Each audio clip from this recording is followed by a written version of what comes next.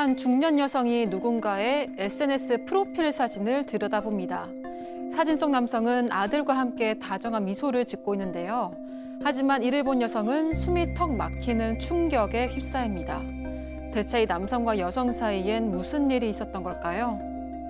자, 가족 여러분, 오늘 이 별별 상담소 사연 좀 집중해 주십시오. 많이 무거운 그런 사연입니다. 자, 40년 전으로 거슬러 올라가야 되겠네요.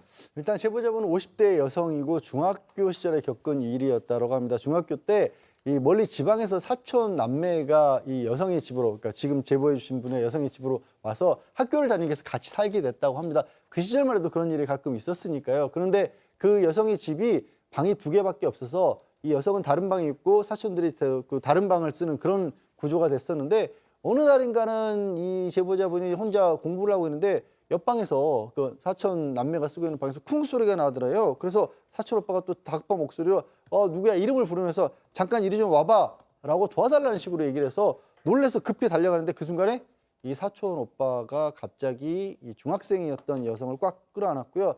이 뒤에 여성은 이제 본능적으로 바로 뿌리치고 도망을 시도를 했습니다. 자, 당시 집안에는 이 여성과 중학생이던 여성과 사촌 오빠 단 둘만 있었습니다. 도망치려고 했지만 결국은 강제로 집안으로 끌려갔습니다. 그리고 그날 집안에서 끔찍한 성폭행을 당했다고 하는데요. 이 여성의 부모님이 아침부터 밤늦게까지 맞벌이로 집을 비우셨고요. 아무도 도움을 줄 수가 없었던 것 같습니다. 1살 많은 이 사촌 오빠가 협박한 거는, 만약에 부모님한테 이거 얘기하면 집에 불 지르겠다, 또 부모님 죽는 거 보고 싶냐 라고 얘기를 했는데, 당시 피해자가 중학교 1학년이에요. 여성 입장에서는 감당할 수 없는 공포였던 거 보입니다.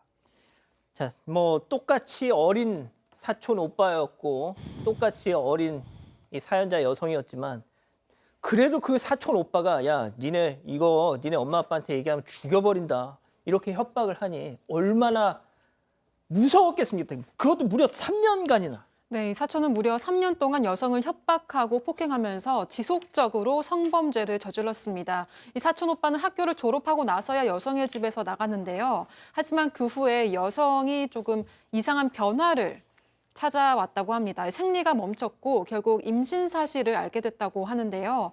너무 두려웠던 여성은 엄마랑 같이 목욕하는 것조차 거부를 했고 결국 배가 눈에 띄게 불러오고 나서야 들켰다고 합니다. 당시 엄마는 아이 아빠가 누구냐고 물었지만 여성은 공포에 질려서 모르는 사람에게 당했다 이렇게 얘기했다고 하고요.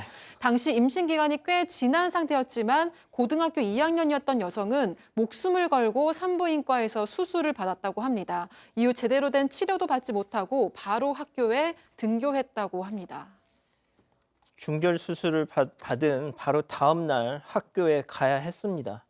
당시 이 사연자 여성의 나이 고작 18살, 고등학교 2학년 때였습니다.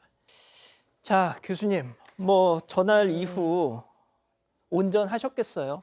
네, 그럼요. 정말 너무 안타깝습니다. 중학교 1학년 때 성폭행을, 그것도 친척 오빠로부터 처음 당하고, 고등학교 2학년 때는 이제 억지로 임신 중절까지 했어야 됐고, 그리고 바로 또 공부에 복귀해야 됐고, 엄마한테는 거짓말을 했죠. 너무너무 어린 아이의 마음에 진짜 잊지 못할, 지울 수 없는 상처로 남은 사건들입니다.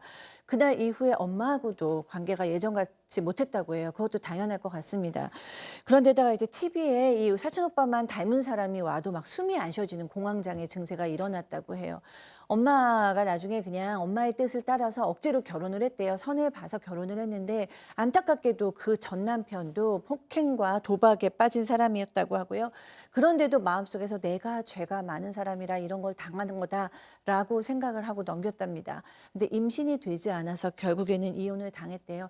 그런데 그 임신이 잘 되지 않았던 이유도 어렸을 때 그런 이렇게 억지로 무리하게 수술을 하고 그때 이제 치료도 제대로 받지 못해서였다고 합니다. 이 성폭행범 사촌 때문에 자식된 도리도 지키지 못하셨다고요? 네, 이 어머니가 돌아가셨다는 소식을 듣고 여성이 황급히 장례식장으로 향했다고 하는데요. 그런데 문 앞에서 사촌 오빠가 다른 사람들과 대화하는 모습을 보게 됐다고 합니다. 거의 20년 만이었지만 그 얼굴을 보는 순간 여성은 공포에 질렸다고 하는데요.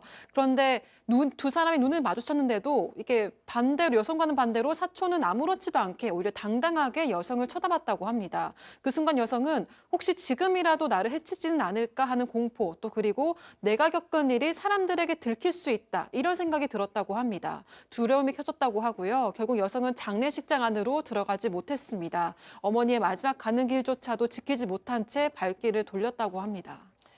40년을 가슴속에 묻어뒀던 이 사연을 제보해 주신 이유가 있습니다. 양 변호사님.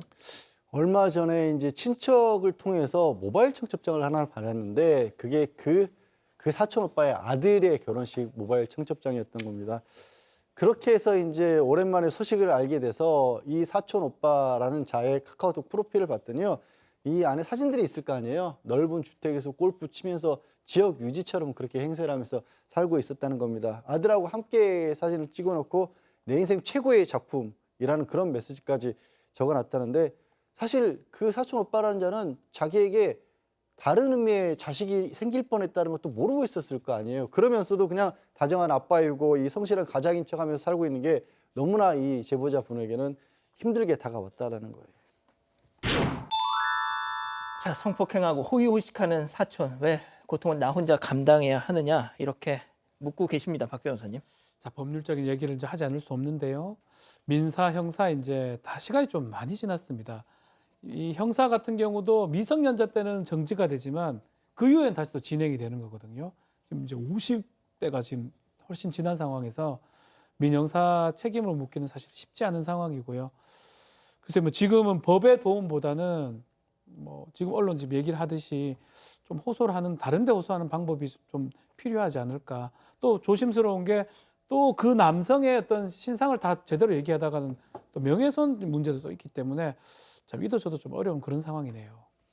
양 변호사님도 비슷한 입장이시겠죠? 네, 어떻게 뭐 지금 너무 오랜 시간이 흘렀다는 게 혹시라도 그래서 지금은 많이 인식이 달라졌지만 비슷한 어려움을 혹시 겪으신 분이 계신다면 시간이 너무 흐르지 않고 용기를 내주셨으면 좋겠다는 말씀밖에는 좀 더 할 수가 없네요.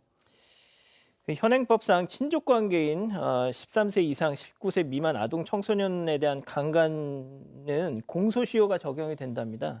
지금 현재 국회에 이런 피해자들의 어떤 공소시효를 없애는 지금 법안이 제출이 된 상태인데 여성가족부에서도 신중을 기해야 한다. 뭐 이렇게 지금 입장을 내고 있대요. 자, 교수님, 참 뭐라고 좀 말씀을 좀 주셔야 되겠네요. 네, 일단 이분은 너무 표현하기도 어려울 만큼의 마음과 몸의 고통을 당하셨습니다. 일단 중학생과 고등학생 때였죠. 그러니까 그냥 성폭행 자체를 당해도 사실 우리나라 사회 분위기상 그걸 얘기하기가 참 어려운데 중학생이나 고등학교 때는 너무 어리기 때문에 당하면서 정신없이 지나가는 겁니다. 그런데다가 임신 중절까지 받아야 됐다면 그때 이제 객관적으로 합리적이게 이걸 어떻게 얘기하겠다 이런 생각 못하고 가신 거죠. 그런데다가 친족이었기 때문에 아마 어마어마한 큰 무게 두려움으로 오셨을 거예요. 그때 그 아이들 생각해 보면 너무 무섭고 두렵고 그 후에 또 30년 세월은 너무 분하고 억울하셨을 것 같습니다.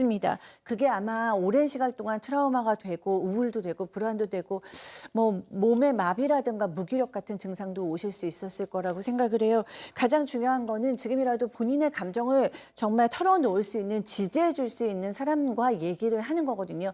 혼자서 감당하기에는 그 무게가 바위돌처럼 너무 무겁기 때문에 누군가 가족이든 상담사든 친구든 누군가 간에 내 솔직한 감정을 지금이라도 털어놓으시면 조금 마음이 가벼워지시고 그다음에 내가 어떻게 처리해야 될지 이 사촌 오빠한테 어떻게 얘기해야 될지 어떤 내가 할 수 있는 방안들이 무엇인지 다시 한번 꼼꼼히 생각해 보셨으면 좋겠습니다.